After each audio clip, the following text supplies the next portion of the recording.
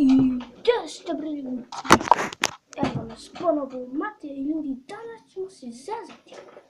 Ljudi, prvo ću vam pokazati moje patike koje sam kupio nove.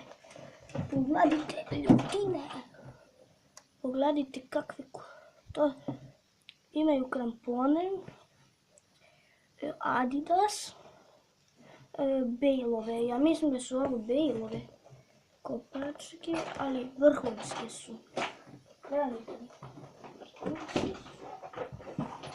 Ljudi, srećna nova 2016. godina.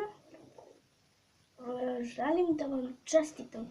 Ljudi, hvala vam puno zato što ste mi gledali videoklipove i lajkovali. Tamo ste na room touru vidim 275 prikaza, 11 lajka i 12 subscribe-a. Hvala vam puno, ja nisam mislila da ću to dotle stići, ali dobro. I ljudi, očekujte da snimamo GTA 5, to ćemo sigurno snimati.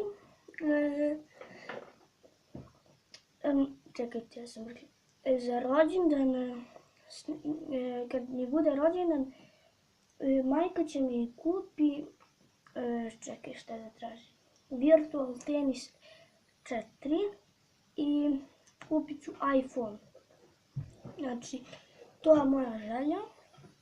Ljudi, još jednom hvala vam na 275 prikaza i 12 prijavljenih korisnika. Ja to nikad nisam mislio da ću ostvariti, ali dobro, ipak se desilo. Ljudi, snimat ćemo i agar.io. Sljedeća epizoda će biti Minecraft preživljavanje na Sony PlayStation 3. Ljudi, pa to će da bude jedan dugačak klip, da vam se zahvalim za sve to. Trajeće jedno pola sata. Čekajte.